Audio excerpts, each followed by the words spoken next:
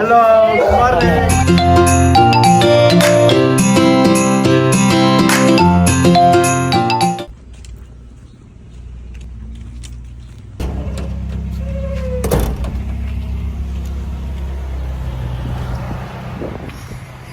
Let's go. Okay, so kompleto na gamit natin. Let's go. Okay, so what's up? Good morning sa inyong lahat mga brod. So nagbabalik ulit sa isang panibagong video. Mag-home service tayo, pero hindi lang basta-basta home service. So meron tayong isang subscriber na gusto niyang ipagkatiwala sa atin yung kanyang box type. So titingnan natin kung anong pwede natin gawin dun sa box type niya. Pero kung makikita nyo dun sa past video natin, sa mga matagal na sa channel ko, yung past video natin nakita nyo sinilip ko na siya last time. So ang concern ni Bossing is tawag dito, may bula yung radiator ng sasakyan niya, tapos magaspang ng masyado yung under ng sasakyan niya, tapos ang hirap paanda rin. Basta, punta muna tayo doon. Tingnan natin kung ano pwede nating magawa dun sa sasakyan nila Bossing. So, kaya ako na-excite masyado gawin kasi sabi ni Bossing sabi niya, boss, sa totoo lang nakapetisyon ako papuntang Amerika, sabi niya, pero yung sasakyan na yan iwan ko lang kay airpot ko. So, oo, totoo, marami namang box type dyan, pero yung coaching to, hindi siya biro. So, tara, punta natin para maumpisa natin. Let's go! So, nandito na tayo sa pupuntahan natin. Malapit na tayo. Ayun, no? Punta muna tayo doon. Let's go! Nano, okay mo, tay? Okay mo?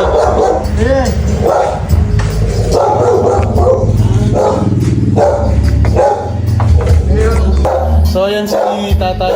So sila yung may-ari ng backside. Hello, good morning. Okay, good morning daw sabi ni Tatay, no? Bali, nag-check tayo dyan ng kung ano-ano. So bago lahat, ipapakita ko muna sa inyo ang dahilan kung bakit hindi biro yung box type nila Tatay. So ayan, no? Bali, ito yung interior niya. Ito yung tinakbo ng sasakyan niya. So 87,000 pa lang siya. So yun yung mga upuan. Hindi ko sure kung original, pero as far as I know, original din yan. So yan, no, bali sariwang sariwa. May pakape pa sila tita. Dar, magilo ka pa, Dar, yung YouTube. Shoutout ka rin. Okay, wala nang intro, no? Bali, game na. Umpisa na natin to. Bali dyan, humingi muna ako ng lalagyan ng tornilyo kay Tatay. Kasi medyo marami-rami tayong babaklasin. So, ang concern nila Tatay dito, kagaya nga na sinabi ko kanina, is yung may bula yung kanyang radiator. And then, mahirap siyang paanda rin. So, ang gagawin natin ngayon is bubuksan natin yung head ng sasakyan ni Tatay. Kasi nga parang napabayaan na nag-overheat yung sasakyan ng medyo sagad ng konti. To the point na bumalwak daw yung tubig nito sa radiator.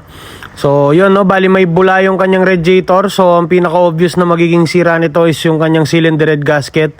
So wala naman tayong kailangan alalahanin sa pyesa nito since mura lang naman yung head gasket ng ganitong engine. Ang engine pala ng sakyan ni Tatay is Sampaloc engine, so 1.3 siya na 8 valve. So yun lang, no, bali share ko lang. Bababa na din natin to para malinisan natin ng husto yung kanyang cylinder head. Kasi pagbukas ko sa kanyang ulo, ganito yung nakita ko. Panoorin nyo, let's go. Yung pula niya kanyan eh. Cuma ingat kat ni Makayo. Nay, kailangan ba?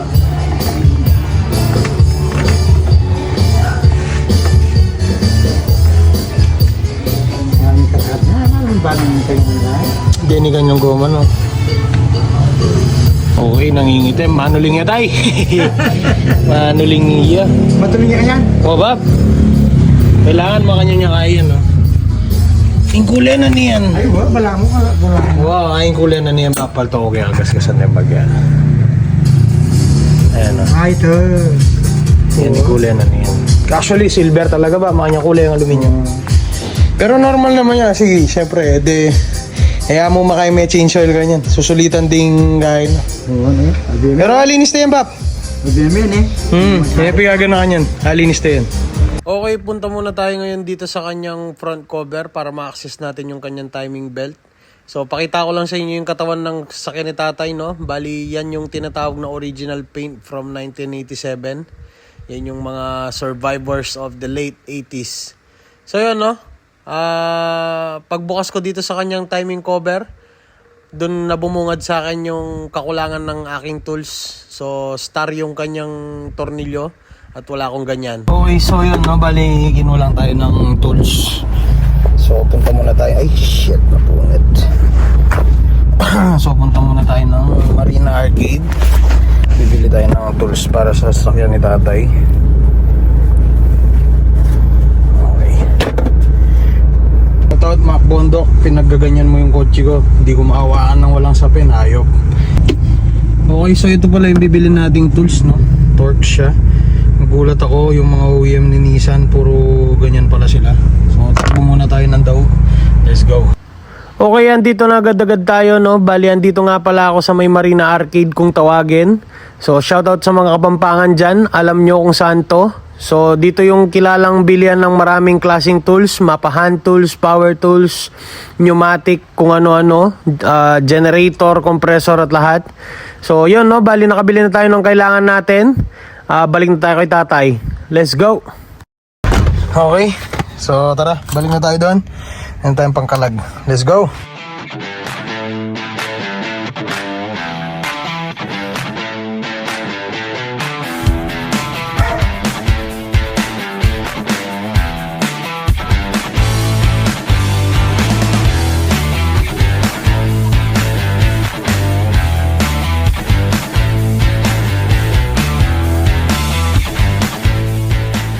Grabe. Solid yung sakya. Muna tayo na lang. Pelalong tatakaset. Chupa na. Aliyan ang pintura ba? Ay ba? Nyapin mo kanya katamig kasagit ka retang kaya mo ba? Pero retang tornilyo mo. Kasi hindi nga ako. Ngini ko mo balong makanyang la tornilyo. Kasi madalas, potante mo, papalitan daw tayo ng belt. Palitan daw rin yung tornilyo. Gawan daw na lang di Jess. Kasi masahit la tools. Hindi ka uling yung masyado may ngatagin. Original yun. Balo nung makanya lang talaga pero ngayon pa may ka-encounter ka rin. Kalubak na oh. Na may babagalo yung ano. Ayan oh. Dapat yan naman mga sobra na naman yan. Kalubak na.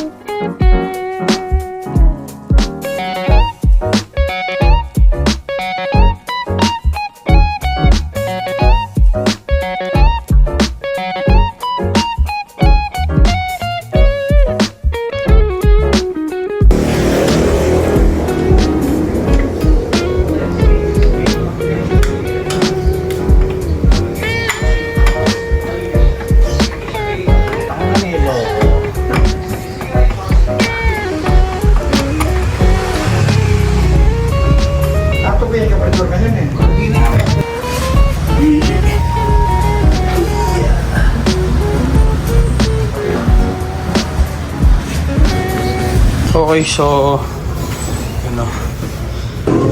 Tana siyas na pa kompresyon nina. Ay, tana ba mo ninyo? Kasariwa na. Ay ba? Ay, tana. Wala yung gagalo. Wala yung gagalo. Ito na sa akin. Tinti na. Kasi parang sana po pata, ano, dyan piston na, ano yan. Kalinis na boro. Kalinis na boro. Bago. Kilob na eh. Kilob yung boro na Oo, kanyan eh. tana pating cross-out siya, chupo. Ayun, baba, mo yung gulis-gulis yan.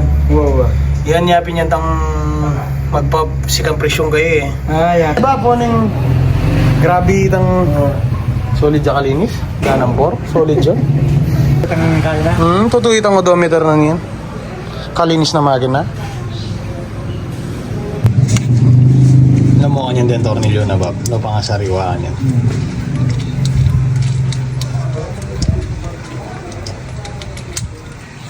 Oh. Naon eh. Yeah. Hindi nila pa mga baklas din ba? Paano yata lang? Oh. Wala na pang kalat talaga. Tala, sariwa yata. Diba? Niya ko yung ito. Pati filter natin, pambayad lang eh. Buhabi na. JDM niya pa yata yung filter na ito na. Ganda, ano nga na pa yan. Then, tornilyo lang magsalita eh ba? Oo. Balong-balong niya pambayad kalag talaga yan. Oo. Saya.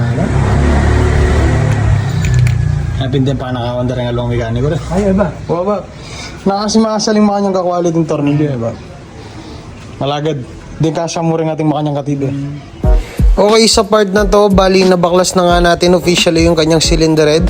So ngayon ini-explain ko kay tata yung mga bagay-bagay na nakita ko sa sakyan niya. So nakita niya naman kanina yung kanyang timing belt maluwag, so yung kanyang mga rocker arm nangingitim, yung kanyang cylinder head nangingitim lahat. So oil sludge yun dahil sa hindi pag-change oil ng kanyang makina. Siguro yung mga past owner nito, hindi nila na change oil ito regularly, kaya ganyan siya nangitim.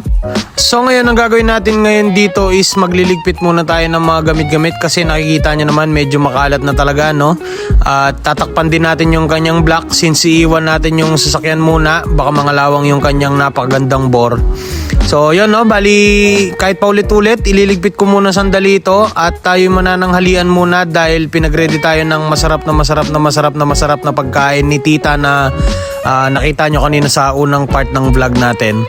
So yun, no, bali kain na tayo at tignan pa natin kung ano pang pwede nating gawin. Let's go!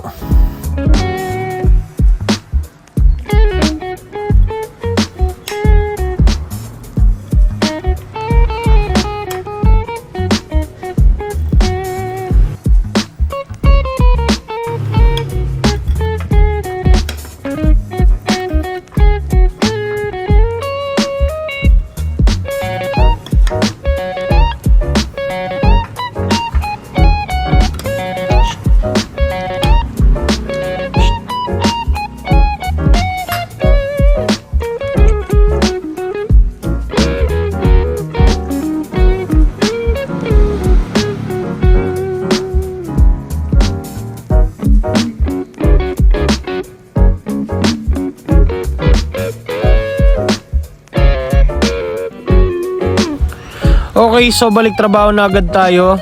So ngayon binabaklas ko yung intake manifold ng ating project. So i-double check ngayon natin yung mga intake valves niya. Titingnan natin kung may singaw ba sila or wala.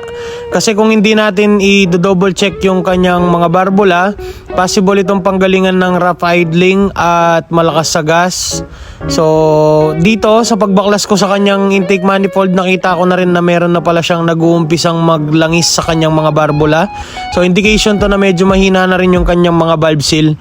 So just right in time lang tayo. Tamang-tama yung pagbukas natin dito at lilinisin na rin natin to ng gusto para mawala yung mga carbon deposit na nakikita nyo. So ngayon, i-actual test natin yung kanyang cylinder head. Bubukasan natin ng gasolina yung kanyang mga chamber para makita natin kung meron bang sasabaw sa kanyang mga barbula. So ngayon, in-explain ko muna kay tatay yung mga nakita ko dito at diretso na tayo sa paglilik test ng cylinder head ni tatay. Let's go! Papunta na ka rin kitang mamanasok na ka. May ba't na yung sumangit mo? Basa lang ano? Basta. Do gasolina yung Ken, pero dapat aliha makanya na pangdatang na. Ini kailangan lang hindi na may mamasok yun. O ano nakakaya ka, alam mo pa rin papisin nila natin. Pigay bag nung yako. Buwan kasi bag siya maganda rin eh. Walula rin eh. Sabihan mo ng sa 75 metong. Ilan lakan ta, lalaman libo. Alam mo na lang. Ngayon iligtas na niya kanyang bab, lenta nung ating niya manalas. Tandaanan may bab tanggay, lenta kanyang king gasolina. So ayan po, bali nagpipos tayo ng ito yung ginagamit natin sa barbula. Merong makikita natin sa kanyang mga port na masayo. Lalabas yung gasolina. So ngayon,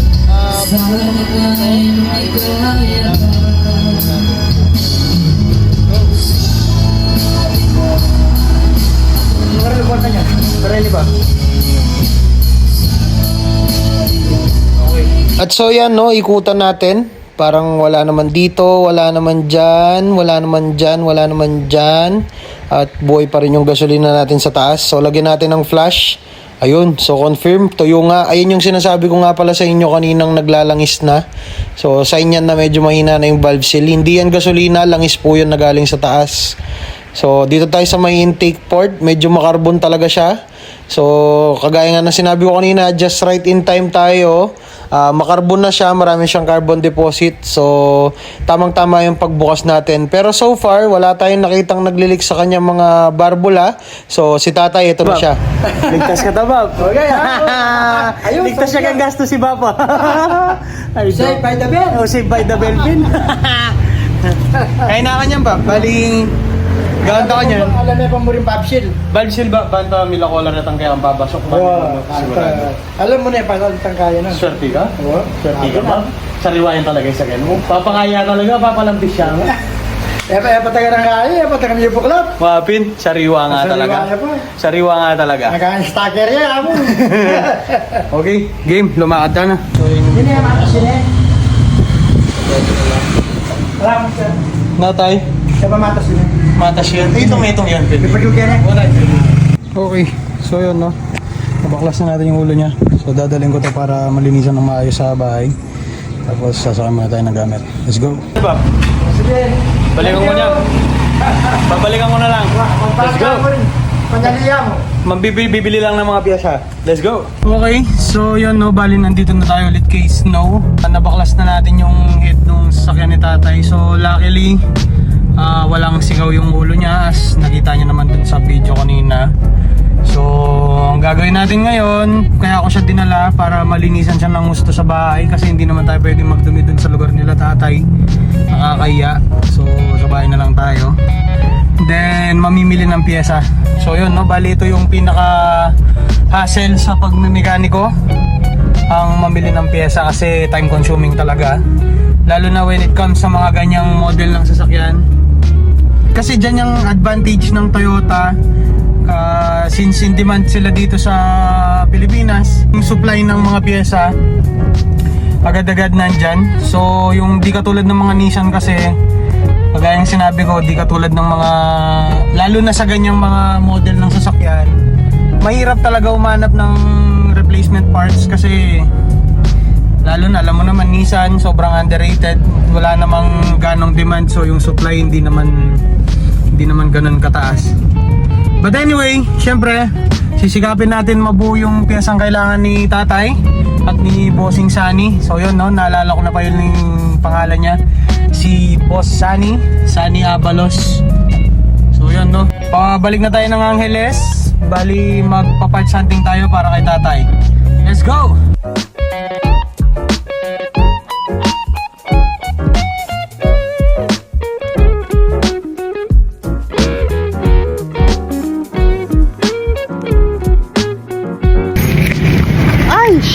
So yun no, bali mission success. Nakahanap tayo ng mga parts na kailangan natin. So ngayon, punta na tayo ng bahay. Tignan natin kung ano pong magagawa natin. Kasi 2:55 na, kahit maglinis lang. Let's go. Sabi niyan, Ilang halan eh. sabi niya ni Milyari, ganyan din yung nangyari sa akin nung nag-convert ako ng 4FT.